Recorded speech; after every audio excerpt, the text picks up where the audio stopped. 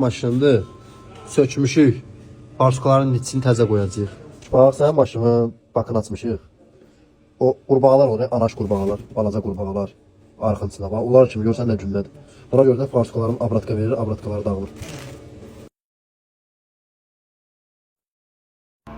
Bari qardaş, başladıq işə. Deməli bu zirzibil gedib bu farsukanın içi dağılıb abratka verir.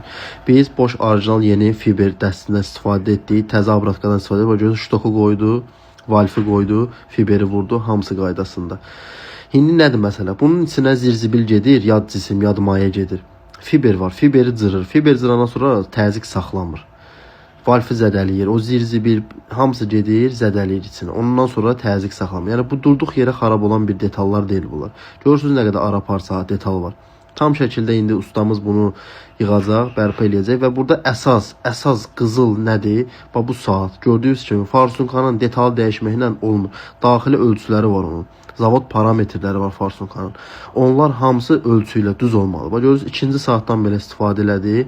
Ustamız tam əmin olduqdan sonra ki, zavod parametrlərinə, ayarlarına malikdir düzəltdiyi farsunka, yeni detal qoyduğu farsunka, ondan sonra işlə təkrar davam eləyir və sökdüyü ara parçaları təzədən bərpa edir, yenidən qoyur.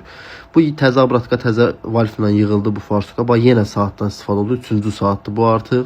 Ölçülər düzdürsə, yenə işlə davam eləyir. Yenə 4-cü saat, yenə düzdür ölçülər, yenə davam eləyir. Yəni, detalı qoymaqla farsunka yığmaq olmur. Mütləq ki, sən farsunkanın iş prinsipini, eşləşməsini, pilot ayarını, hamısını bilməlisən. Bizdə isə təzə detallardan istifadə olunur və